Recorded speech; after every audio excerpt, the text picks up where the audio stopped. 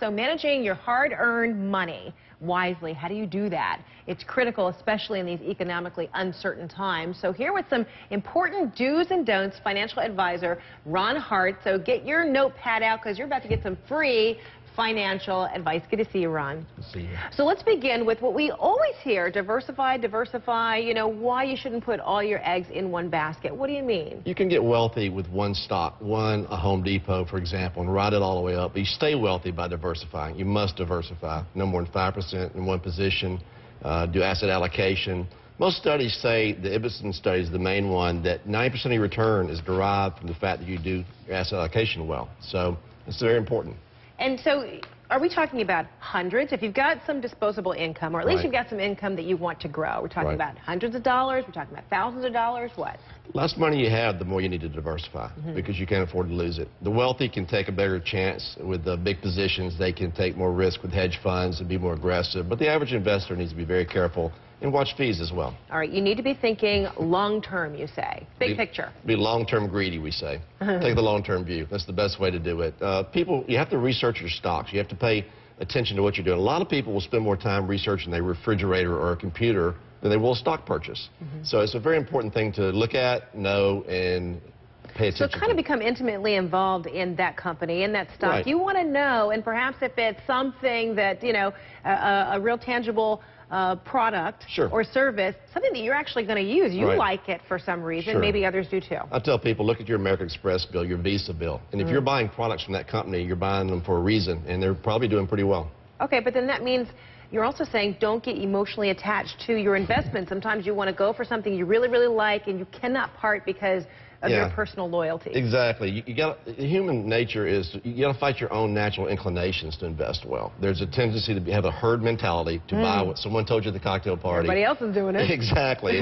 When everybody's buying, I'm always wondering who's selling. Right. So it happened in '99 with high-tech stocks, internet stocks. You could go public back then with a website. You could go public. So real estate in 2007, everybody's in, very pedestrian investment. People start to do it. That's when you get out. All right. And then you say, you know, review your investment strategy fairly regularly. How regularly? Because you drive yourself nuts if you're doing this every day.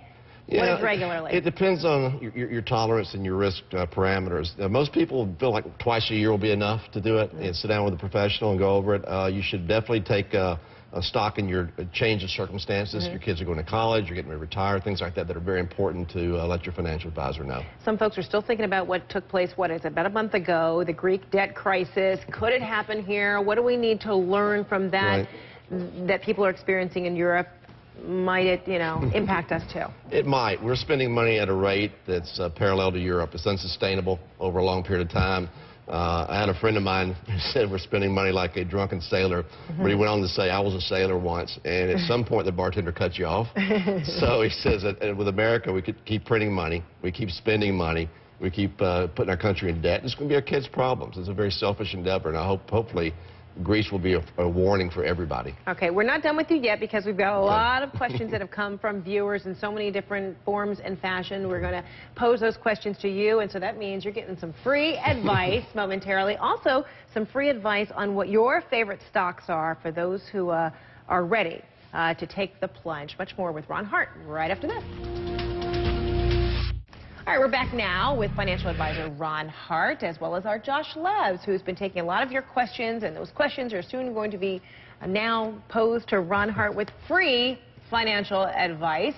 But before we get to that, Ron, I promised that we would allow you to tell people the best stocks in which you're telling your clients to invest in. We like the big cap growth stocks. Right now you can get Walmart at 12 times earnings. You'll probably never be able to buy Walmart. A sustainable business model, great franchise, can't be replicated, a good cash position. We like that. Disney, we like as well. Tremendous franchise, a lot of asset value there, strong balance sheet as well. And Dell, we like Dell Computer. It's relatively cheap, very low multiple to cash flow, and they have a good distribution process. Awesome. All right, Josh, lots of questions. You all writing that down? Everyone get that? I can hear the ink. Those are some big names, too.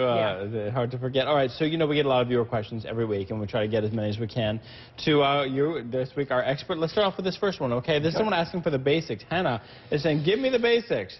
They don't teach this stuff in high school. You know, and we're getting a lot of posts like this. So if you were to boil down Investment 101 into just a few steps, 2 or 3 steps, what would you say? listen to your grandmother. I mean, the older people who have been through cycles, who have seen the Depression, who have seen bad times, I would listen to them.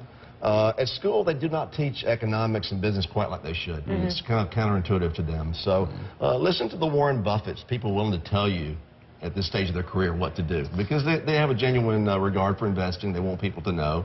And I don't think our country would be in as bad a shape as it is today financially if more people understood economics and business. Well, let's use the second question to get really specific on this. Let's go to the second one. We can do some specific examples. This is Tatiana.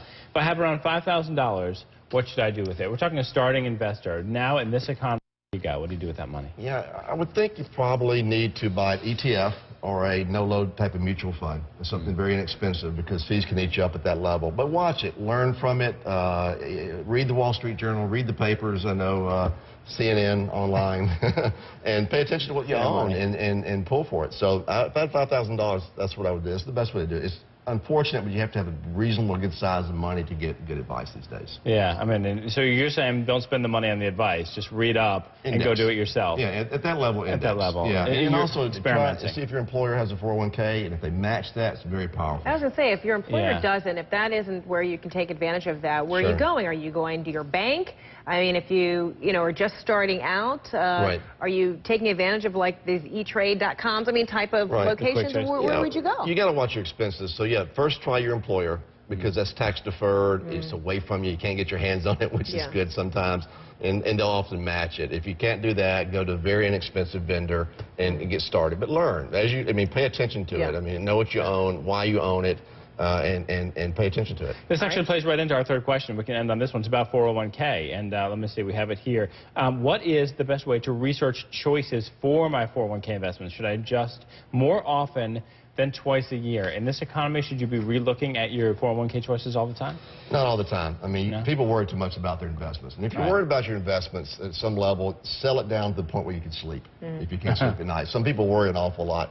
Investing can be very emotional. I mean, men get bullheaded about their investments. The same reason we won't ask directions sometimes. We'll stick with something for a long time. It's still happening? Yeah. Women can be emotional about their investment. Oh, I like this stock. I don't know what's that. So you got to watch the human nature, your inclinations, and try to be detached and cool and calm about your investments. That's the best way to be. Thank you for that. Here's where you can post your questions each and every week. You've got the blog, CNN.com/Frederica, CNN.com/Josh. We've also both got Facebook and Twitter pages. Well, I do the Facebook thing. Josh loves CNN. You do too. We're both up there. Yep. So post them anytime. Every week at this time we'll get you some answers. Awesome. Thank you, Ron. You got free advice from financial advisor Ron Hart. Thanks so much. Thanks Good to see you. Appreciate it. Thanks, Josh. Got it.